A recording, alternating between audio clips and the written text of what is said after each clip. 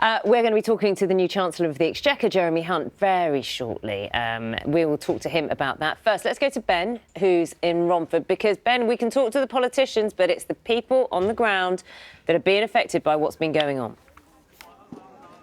You're absolutely right. Yes, good morning from Romford Market. The traders here are getting ready for the day ahead. One or two early morning shoppers out as well, looking for a bargain. Now, this area has had a Conservative MP for more than 20 years now.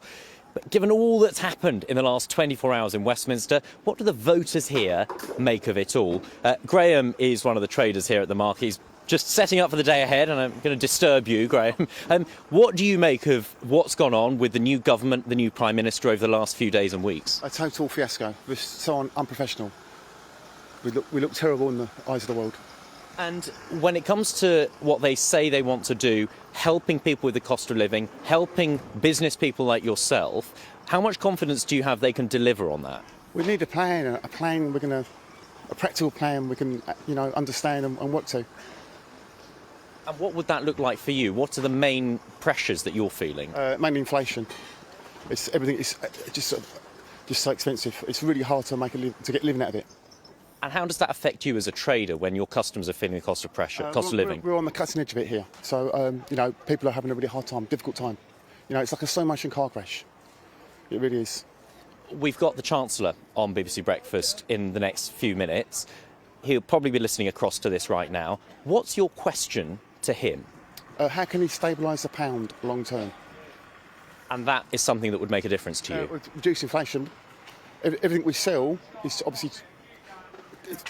anything coming into the country is costing more money. OK.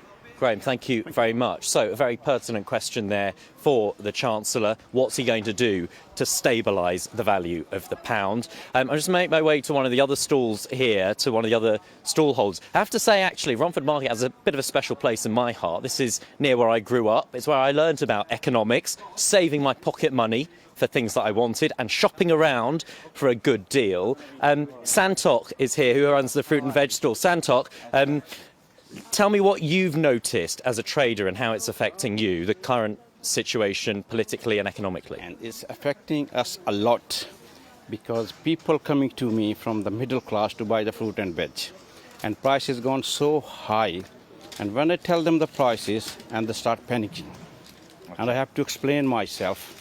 It's not me, it's the price from the back. It's cost me too much in the wholesale market, so I have to sell costly. So courgette, for example, last 4 weeks, we can't afford to bring the courgette. It's a simple vegetable. OK. We've got the Chancellor about to appear on BBC Breakfast now. What's your one question to him? So I want to ask him, please, if you come in the office, think about the people like us. I'm on the variable mortgage. Last 6-7 months, every month, I see the mortgage going up and up and up. And plus, the cost of living, cost of food, vegetable, gas bill, electric bill, water bill, how someone can afford to pay everything?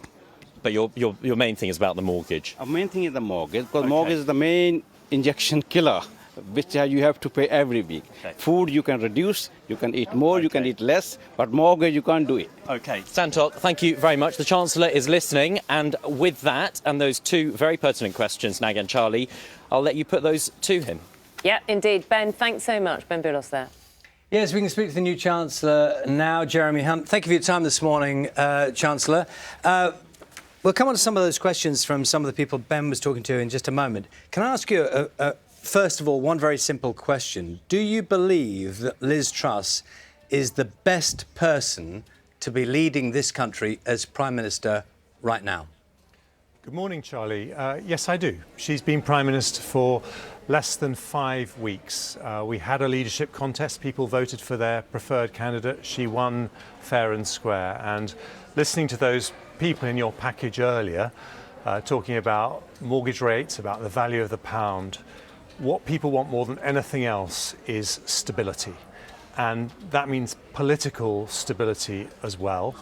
And from my perspective, what I need to deliver as Chancellor is I can't control the markets, no Chancellor should ever seek to do that, but giving certainty over public finances, how we're going to pay for every penny that we get through the tax and spending decisions we make, those are very, very important ways that I can give certainty and help create the stability that is going to make a difference to families who right now are finding life extremely tough. Many people are asking a very simple question, which is, why is it your predecessor, Kwasi Kwarteng, got the sack and Liz Truss remains in post? They made joint decisions which are now deemed to be flawed.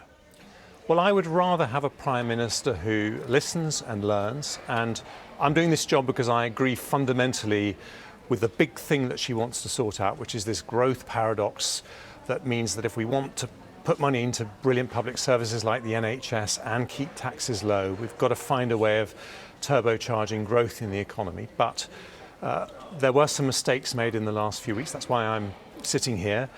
It was a mistake to cut the top rate of tax at a period when we're asking everyone to make sacrifices. And it was a mistake to fly blind and not to back up the economic plans that were announced with an independent forecast from the Office for Budget Responsibility. Both those things have been addressed. And now what we need to do is to try and have growth with stability, create the stability that will allow long-term growth to happen. And the one commitment I would make to Santok and Graham, I think, were the two people I heard talking on the package, is that as we make these very difficult decisions on spending, very difficult decisions on tax, we will be thinking about families, businesses who are struggling at the moment. They will be at the forefront because this is a compassionate Conservative government, and we will be making sure that their needs are top of our minds as we make these, very tough decisions. So you come into the job as Chancellor, and the first thing you're telling us on BBC Breakfast is the Prime Minister, your boss, made mistakes. Well, I'm being straightforward about the situation, but that's what the Prime Minister wants me to do because we want to fix this. And I would say that the country are going to judge us at the next election far more by what happens over the next 18 months than what's happened over the last 18 days. And we want to put this right, but we also want to level with people that in a very, very challenging international situation, post-pandemic, cost of living crisis, Ukraine, we're going to have to make difficult decisions on spending. It's not going to rise by as much as we would have liked, and we're going to have to ask all government departments for even more efficiencies.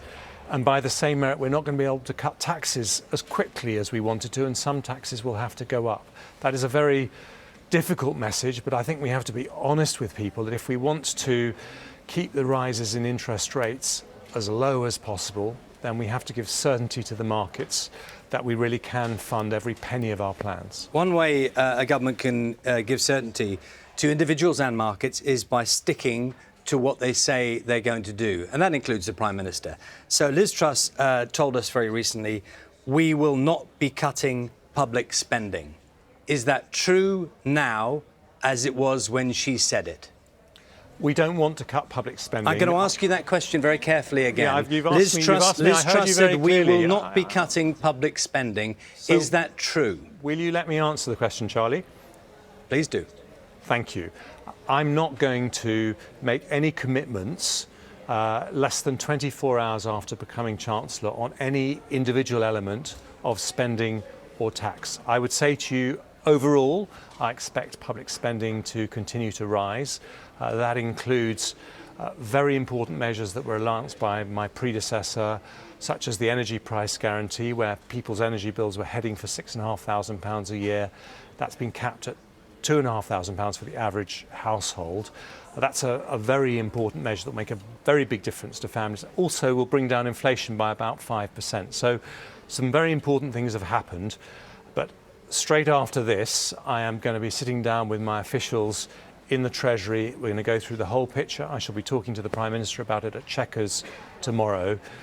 And then we will announce our decisions in 2 weeks on Monday when we have the big announcement on the 31st of October. I think that's the way we will get to the right decisions, looking at everything in the round. Can you see that someone listening to you this morning who's using public services, could be the NHS, could be any of the organisations, who hears you unable to repeat what your Prime Minister has said, we will not be cutting public spending. You cannot repeat that to us this morning. Will think to themselves, I see a U-turn coming up.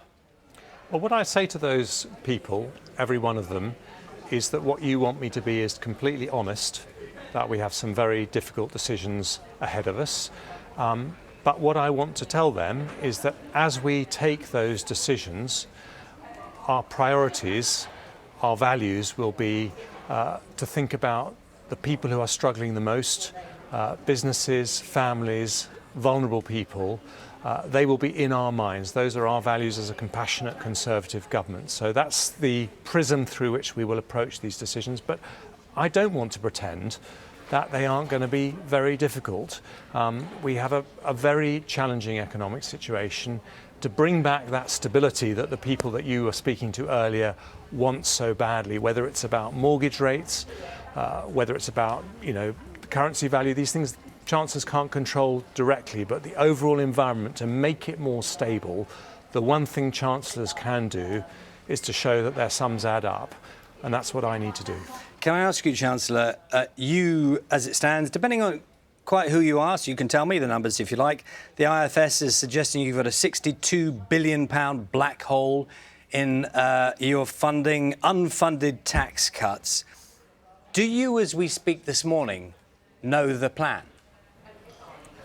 That's what I'm going to go and work out with my officials. But what I want to say to you and people watching this morning is that we are going to take some tough decisions, not just on spending, but also on tax, because we have to show the world that we have a plan that adds up financially, and that's the way that we'll get stability back in this situation. And I want to say one other thing, if I may, Charlie. I'm doing this job because despite all those difficult decisions, I have incredible long-term confidence in our country. Best universities, some of the best universities in the world, the biggest tech sector in Europe, one of the world's great financial centres. We have enormous potential as a country. But the reason that we are still the 5th or 6th largest economy in the world, despite what people who've been down on Britain for many years have said, the reason we've stayed up there is because at big moments we've been prepared to take tough and difficult decisions, and that's what we're going to do this time too.